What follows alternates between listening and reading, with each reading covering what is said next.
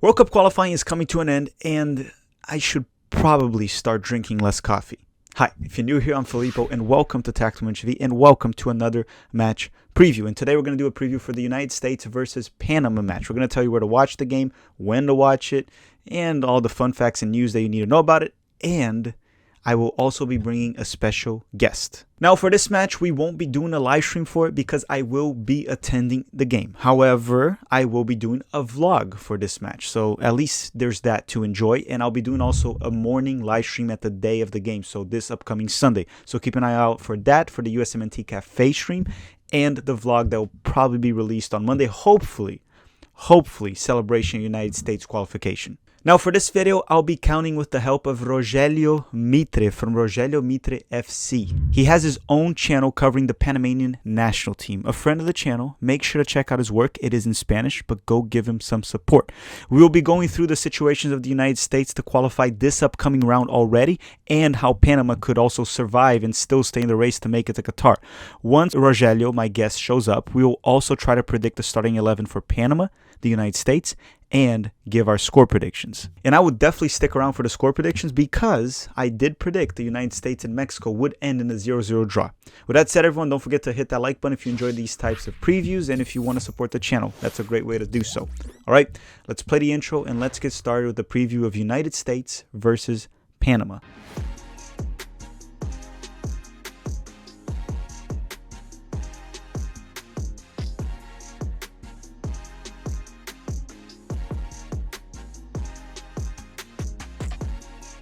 The United States is set to face Panama this weekend on Sunday on what is the last home game of this World Cup qualifying cycle. And now, one fun fact and something important you need to know, we are not on the next World Cup qualifying because we're already qualified to the 2026 World Cup due to being one of the host nations.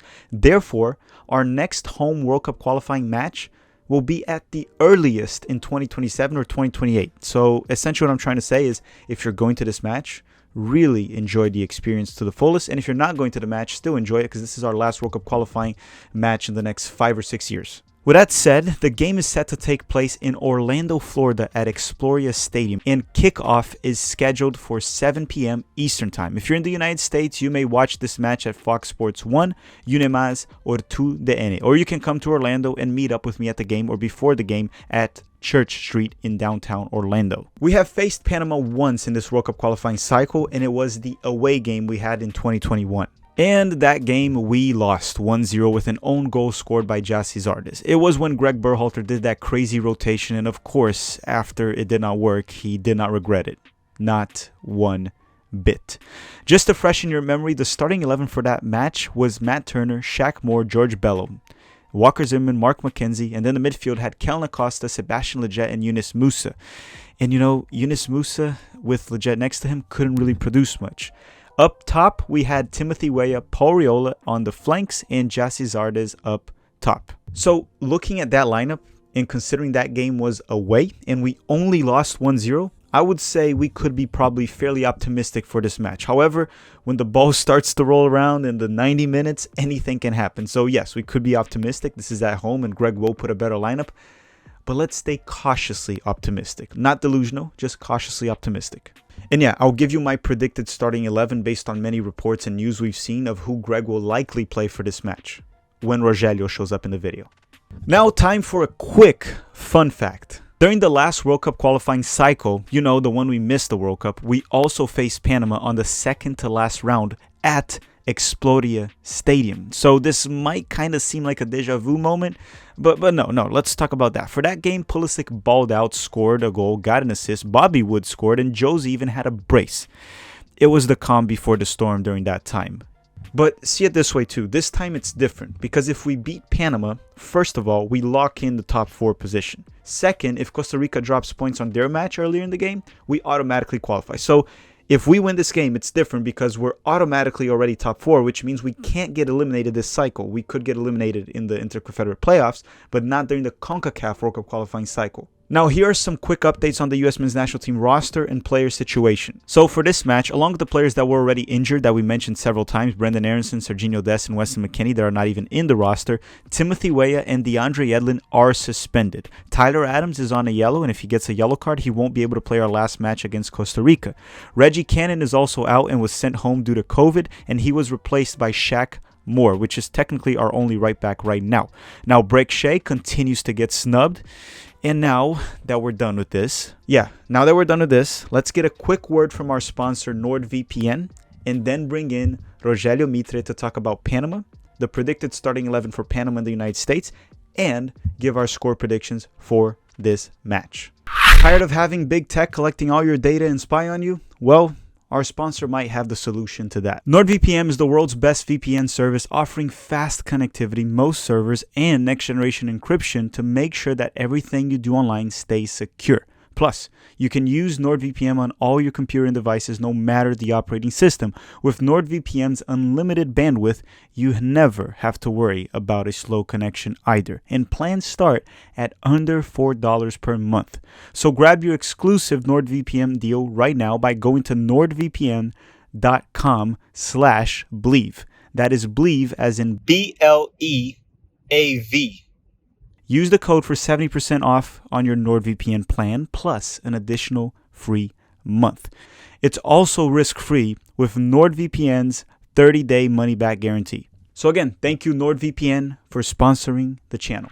All right, everyone, now the section of this video we have here Rogelio Mitre from Rogelio Mitre FC. The channel's on the description, by the way. Rogelio, thank you very much for being here and representing Panama. Yes, sir. Thanks for having me, Tech. Which, by the way, you're going to be in Orlando too, right, for the game?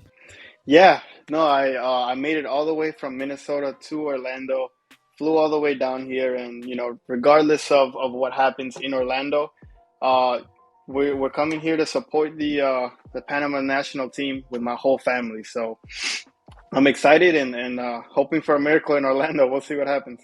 I'm happy for you guys, but I'm wishing you the worst for this one. No offense, but we need to win this. But Rogelio, let's get a quick look here on the table before we even start talking about the game specifically and predicting the starting 11. Panama right now is in 5th place with 18 points. They're 4 points shy of 3rd place, Mexico, and 2nd place, United States, and 1 point from Costa Rica. Costa Rica will be playing the same day on Sunday, 2 hours earlier against El Salvador away. Okay? And just to go through, Panama, to survive and continue to have hope, they need to either win, because if they win, they're still alive, or they need Costa Rica to drop points, correct? Yeah, and unfortunately, we're in a position now where we don't depend solely on ourselves. Last night, Costa Rica won a game that I thought they were going to lose, even though they were playing at home. And Panama lost the game that they should have won. Tied. Home. Or excuse me, 1-1. Yes, we tied. It feels like a loss. That's why I say we lost. I apologize. So we tied Honduras, and now we have 2 difficult games in front of us. The U.S. away, and we received Canada, which is still a very good team. The best in the table, obviously. So that's the situation. Yes. So for the United States fans, what the United States needs to qualify is to win and Costa Rica drop points. If the United States wins or draws, Panama can't reach the United States anymore. Now, if we draw and Costa Rica draws, then it's still 3 points. And then technically Costa Rica has a chance. Even though that goal differential is kind of absurd, 7 goals. I don't think Costa Rica would beat the United States 3 or 4-0 like they did a few years back. So if the United States gets the same result as Costa Rica, we are probably 99% qualified, as Costa Rica would have to trash us in Costa Rica completely. If we win and Costa Rica drops any points, the United States is officially qualified to the World Cup. Now, regardless, what I wanted to say is if we tie or beat Panama, we lock in top 4, which means we can't get eliminated in this cycle yet. But, Rogelio, this aside, the table aside, which we already dove into, it'll be an exciting game on Sunday, especially because we will already know the result of the Costa Rica game by the time we're watching that game. So we'll know what each team needs. Panama's last game, you guys tied, which wasn't expected, against the Honduras side at home and Honduras has been by far the worst team in World Cup qualifying. What happened? Man, I'm still scratching my head wondering what exactly happened. From the very start of the game, we noticed that Panama just started off very shaky. We're known for a team who holds possession, who's accurate in their passes, and who's very much a threat.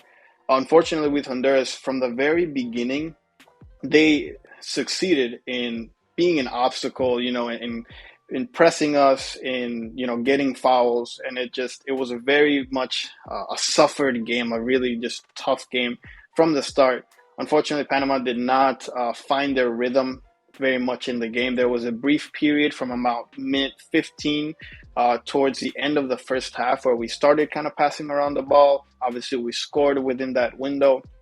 Coming back from the second half, we saw a Panama side who actually got worse and a Honduras side that kept being dangerous. I also think that maybe Panama expected Honduras to kind of bunker, but no, Honduras was very much sticking or trying to stick it to us, right? Being a threat, and our players were just. There's no other way to put it than it was a very poor performance from the entire team, and a 1-1, like I said, that feels like a defeat. Some of our best players didn't really respond.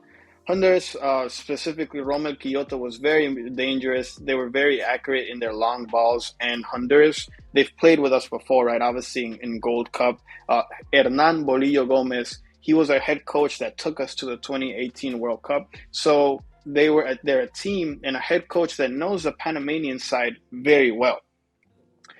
They know how to get us on counters. They know that we try to play with a medium to high block, especially when we're attacking. Our defensive line tends to move up the field, and Honduras always tries to counter. And like I said, their long balls being accurate, Romel Quioto just being kind of floating around, sometimes in the middle of the pitch, sometimes on the wings. He was a threat the entire game. Would you say that Honduras even was the better side in the game? They could have won? Honestly, I think so. There was for how do I say this? For the majority of the game, it seemed like Honduras was going to score next, and we could have, as soon as we scored too, they started being a threat to us, and I knew that they were going to tie the game. I was honestly scared that we were going to lose, and we also by minute 80 we lost what little composure we had left. The team looked frantic. Even the substitutions that we made were very frantic. We brought in Ismael Diaz, who's a striker. Then we also brought in Cecilio Waterman, who's also a striker. So we had, three strikers on the field. There was no balance. I know it was just a mess. Now, Rogelio, Panama, out of the top 5 teams that still have a chance of qualifying to the World Cup, because Canada's also not officially qualified yet. They only locked in top 4. Panama has the worst defense by a lot, right? Panama has allowed 14 goals. Costa Rica has allowed 7, Mexico 8, United States 7, Canada 6. So Panama has allowed pretty much twice the amount of goals as this team. But in terms of offense, Panama is almost with the United States. They have 15 goals scored. The U.S. has 16. They have more goals scored than Mexico. So clearly this is a team that can score, very capable of scoring. But it looks like the defense is not in the same tune as the offense, I would say. How do you expect Panama to approach the United States? Because you could come into a situation where if Costa Rica wins the game earlier in that day on Sunday, you could come in a situation where you're coming to Orlando and you need a win to survive. If that's the case, do you think Panama still approaches this game in a cautious way, or they just say, I'm going all in, I need a win, this is existential for me, I need to win this game? How do you see them approaching it, or it 100% depends on the Costa Rica game? There hasn't been a single game in this entire campaign that Panama has bunkered. I don't think we know how to bunker. And in that sense, I'll give props to Costa Rica because they're bunkering and they're parking the bus in their own stadium, but they're getting the results that they need, and people are eating it up. Panama, will play against the U.S. the same way they've played against all other teams. I don't expect us to bunker. Our goal is always to outscore our opponents. And in this game, something was very interesting. Most of the goals, if not all of them, are from our left flank, specifically our left back, Eric Davies. He's a player who contributes a lot on offense, just like Michael Amir Murillo on right back, the man from Anderlecht. Mm-hmm. These players, they tend to contribute to our attack. They go up the field, but Eric Davies is always slow to come back and cover his space. Well, in this game versus Honduras, we tried replacing him with a young, I think he's like a 22-year-old left back named Jorge Gutierrez from Tauro FSA. He plays in the Panamanian League, and he looked lost on the field. So I wouldn't be surprised if we don't play him in the U.S. game. Going back to what I was saying earlier, Panama's still not going to bunker. They're still going, regardless of what happens with Costa Rica, they're going to try to go back to their style. They're going to try to be very they're going to try to press the U.S. And make their lives impossible, especially since we already beat the U.S. in that kind of game. I think we succeeded in not giving the U.S. space and time to make passes. And, we made players like Tim Weah look bad, George Bello look bad, Aronson, in Romel Fernandez. So that's You what made Zardes look good. Which is very hard to do. So maybe that's a good thing for Panama. Yeah. So from what you're saying, and for my luck and your luck, hopefully the U.S. wins for my luck, but we might be up for a very exciting game in Orlando. Couple goals. I think so. It's the kind of game where we either succeed in what we try to do and come home with a 1-0 or a 2-1 of a very much bitter game, or Panama just completely is steamrolled by the U.S. and we lose 2-3-0. It's happened before. Last time we played in Orlando, we got destroyed. Christian Pulisic looked great. Mm-hmm. Even Josie had a brace. Right. Yeah. No, I didn't remember that Josie Altidore played that game, but yeah, I feel like it's either of those two situations. Either we wake up and we go back to who we are and we stick it to the U.S., or we get completely steamrolled and this campaign is over. Everyone in Panama, the morale is very low amongst the Panamanian supporters. But Tomás Christensen, I think he's a coach who doesn't let himself get intimidated by fans. It kind of seemed like he did in this last game, but I think he's going to be the coach who's going to try to go back to his trusted players in his style. Mm-hmm. So I guess that goes to our next. Yeah. The next topic is the last topic right here before we give our score predictions. It's what will be the formation for Panama, and quickly tell us the starting 11 you're expecting. And I'll give you the United States one as well. Yeah, in terms of what I'm expecting for Panama to do, like I said, going back to our normal starting 11. So I expect Luis Mejia, same what formation, same goalkeeper. What formation? 4-2-3-1. 4-2-3-1 from Panama. Luis Mejia, right back, we're going to have Michael Amir Murillo. Then we're going to have as center backs Andres Andrade and Fidel Escobar. Gutierrez might repeat, but if Eric Davies is in our gets called up, which I'm pretty sure he's already on our list, we're going to have Eric Davies again, even though he has that major weakness I mentioned. Yeah, Carrasquilla from Houston, Godoy from Nashville Soccer Club. We're going to have Edgar Joel Bárcenas as our 10. Puma Rodriguez, Jose Luis Rodriguez as your left midfielder. On the right side, you're going to have Alberto Quintero, and our striker will be Rolando Blackburn from Royal Party in Bolivia. Now, let me ask you, any key player missing there? No key players missing. We have no suspended players. We have no injuries. We simply have an Alberto Quintero who's healing from an injury, but everyone's there. And just kind of the opposite of the U.S. where you're missing a lot of key players. We are not. We're all here. So it's do or die with the same group of players. So I don't know if you noticed, but Timothy Weah is suspended now, and so is Yedlin because of yesterday. So the lineup I think the United States will go with, I think Greg will continue with the 4-3-3. I don't think he's going to change now. And I believe we're going to go with Zach Steffen on goal because he started yesterday. Shaq Moore on the right back because Yedlin is suspended and he just called in Shaq Moore. And there's no other right back. Reggie Cannon also was sent home due to COVID. The defense, I think it's going to be Walker Zimmerman and Aaron Long. Yes, Aaron Long came in towards the end of the game. I think Greg will want to start Long, so Long and Zimmerman. Zimmerman was one of our best performers yesterday, if not the best. The left back will be Anthony Robinson, most likely. No surprise there. The 6 will be Tyler Adams. The dual 8s, I think he's actually going to go with Yunus Musa and Luca De La Torre. I think this game at home, he'll start De La Torre again like he did against Honduras, even though Acosta wasn't bad yesterday as well. He had a good performance. The left wing will probably be Christian Pulisic. The right wing, this is where you should be scared. Giovanni Reyna will likely be back. And he sliced and diced through 6 Mexican players yesterday. He was looking sharp. He's probably going to start. And the center forward, I'm not sure. But I don't think Pepe will start. He already started against Mexico. He's either going to go with Pifak or Jesus. I don't know which one he'll go with. I'm going to guess he'll give Pifak another chance, even though Pifak missed a ridiculous goal yesterday.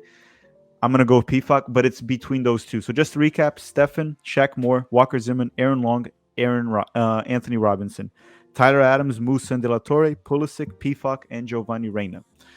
Strong lineup for the United States, even though we're missing players like Dest, Weston. And I'll tell you one thing. I'm going to ask you one thing before we wrap up this video. What's your score prediction? 2-1. It's hard. 2-1 Panama.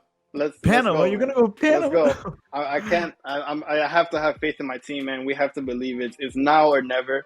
And I think that we're gonna feel it. We're gonna know that if we don't win this game, we could essentially say goodbye to the World Cup. So, I have to think positively. I'm gonna say 2-1.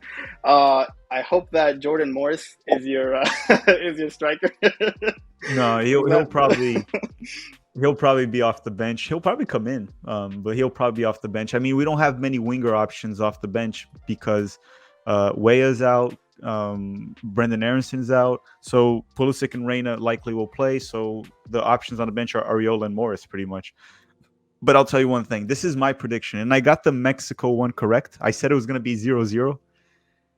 I'm going to say this game, even though Panama's defense is shaky and they score goals, I'm going to say 1-0 for the United States. It's going to be a grind.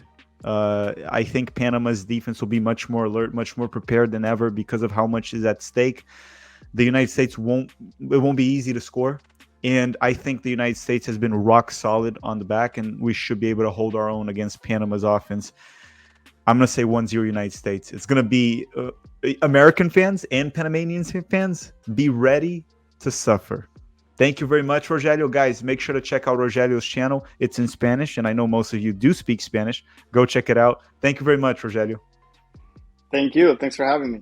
All right, everyone, that does it for this video. Stay optimistic, stay positive. We will make it to Qatar. Continue to believe. With that said, don't forget to smash that like button before you go. Don't forget to check out the Sunday morning live stream that we'll be doing to update you on the U.S. men's national team and Panama situation, everything. Any updates we have, we'll be reporting it on Sunday morning. And keep an eye out because we will be doing the 7 Things We Learned video for the Panama game. And we will have a match day vlog, just like the Charlotte FC one we did. That was very successful and everyone loved it very much. I want to thank you all very much for watching. See you guys in Orlando and have a great day.